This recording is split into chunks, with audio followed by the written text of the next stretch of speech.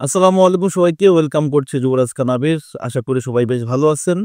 আপনারা ইতিমধ্যে জেনে গেছেন যে বর্তমান সিবিএফ ঝামেলা চলতেছে সিবিএফ এ এবং সিবিএফ প্রেসিডেন্ট এডনাল্ডো রদ্রিগেজকে সেখান থেকে অপসারণ করা হয়েছে তার দুর্নীতির কারণে।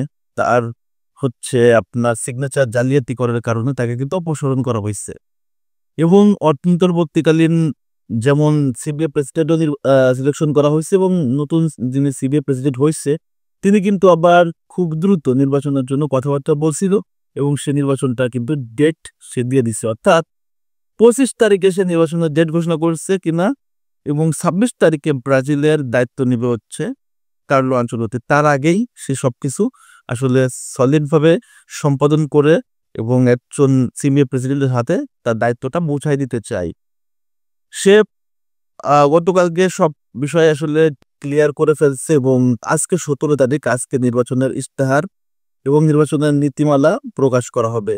নির্বাচনে কোন কোন নীতিতে নির্বাচনটা হবে এবং যদি কোনো প্রার্থী নির্বাচনে দাঁড়ায় বা নির্বাচনের চিন্তা ভাবনা করে এই ইশতেহারে থাকবে এর আগে আমরা জানি যে অনেকগুলো সিবি প্রেসিডেন্ট হিসেবে জয়েন করছে, নির্বাচনে পাশ করছে, কিন্তু এসে তারা দুর্নীতি এমনভাবে করছে যার কারণে তারা কখনো অপসারণ হয়েছে, কখনো তাদেরকে জেলে পাঠানো হয়েছে। হিউজ হিউজ করাপশন ছিল এই সিবিএফ পাড়াতে।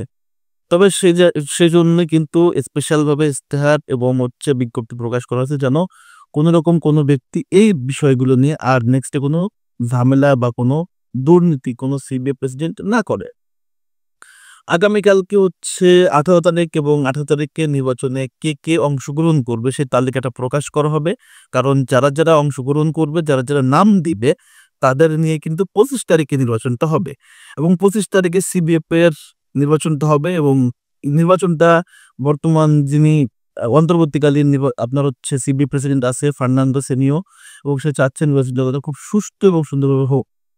অপরদিকে যদি দেখি তাহলে সিবিএফ যিনি প্রেসিডেন্ট এডনাল্ডো রদ্রিগেজ অপসারণ হয়েছে, সে স্পেশাল টাস্ক ফোর্সের কাছে আপনার টিএসসির কাছে কিন্তু একটা মামলা দায়ের করছে যেন এই নির্বাচনটা যে কোনোভাবে আটকে দেওয়া যায়। সে তার এই যে মামলা করেছে তার এগনেস্টে সেই মামলার উপরে উচ্চ আদালতে আসলে রিট করতে চায়, যার কারণে সে চাচ্ছে যে আসলে নির্বাচনটা যেন বানচাল হয়। জানি না আসলে কতদূর সম্ভব হবে, তবে নির্বাচনের ডেট যে চলে আসছে আমার কাছে মনে হয় না যে নির্বাচন আর পিছাবে।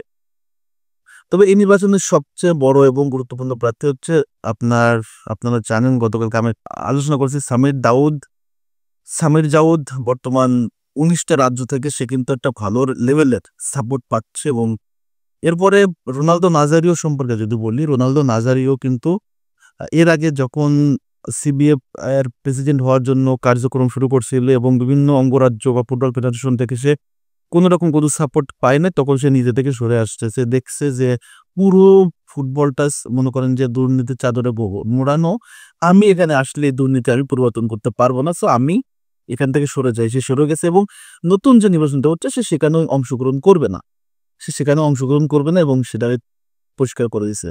সো সিবিএফ নির্বাচনটা হবে আগামী আপনার 25 তারিখে। অপরদিকে কার্লো আনচেলত্তির বিষয় নিয়ে যদি একটু বলি, কার্লো আনচেলত্তির ব্রাজিলে আসা বা ব্রাজিলে কাজ করা নিয়ে কোনো রকম কোনো সংশয় নাই, কোনো রকম কোনো সমস্যা নাই এবং সে খুব শিগগিরই আসলে ব্রাজিলের স্কোয়াড ঘোষণা করবে। তার আগে বলে রাখি, কার্লো আনচেলত্তি একটা প্রাথমিক স্কোয়াড রেডি করে ফেলছে, কিন্তু এই স্কোয়াডটা সে এই মুহূর্তে প্রকাশ করবে না। সে প্রত্যেকটা মনে করেন যে প্লেয়ারের একাডেমিতে, অর্থাৎ যে ক্লাবে খেলে সেই ক্লাবে তাদের জানানো হবে, কিন্তু অফিসিয়ালি কোনোভাবেই প্রকাশ করা হবে না, কোনো মিডিয়াতে আসবে না। সে চায় 26 তারিখে এটা স্পেশালভাবে এবং পূর্ণাঙ্গ স্কোয়াড ঘোষণা করার জন্য। সে প্রত্যেকটা কাজের গোপনীয়তা রক্ষা করতে চায় এবং সে চায় না যে এই নামগুলো মিডিয়াতে আসুক এবং মিডিয়া থেকে চাপ তৈরি করা হোক বা মিডিয়া জানতে পারুক যে কাদের এখানে ইনক্লুড করা হয়েছে। সো অবশ্যই সিবিএফ তার কার্লো আনচেলত্তির কথাতে গুরুত্ব দিবে এবং সেই অনুযায়ী কিন্তু কাজ হচ্ছে। সো আমি মনে করি যে কার্লো আনচেলত্তির এই সিদ্ধান্তটা আমার কাছে ভালো লাগছে এবং 26 তারিখে পূর্ণাঙ্গ একটি স্কোয়াড আমরা পেয়ে যাবো। 25 তারিখে নির্বাচন এবং 26 তারিখে আমাদের ব্রাজিল স্কোয়াড ঘোষণা। সো দুঃখের বিষয় আপনারা আগে প্রাথমিক স্কোয়াডটা পাচ্ছেন না, এটা দুঃখের বিষয়। সো এটুকু আলোচনা। যতটুকু গুরুত্বপূর্ণ আলোচনা ছিল করলাম। আপনাদের মূল্যবান মতামত অবশ্যই কমেন্টস করে জানিয়ে দেবেন। সবাইকে ধন্যবাদ জানাচ্ছি। সবাই ভালো থাকেন, সুস্থ থাকেন। আল্লাহ হাফেজ। আসসালামু আলাইকুম।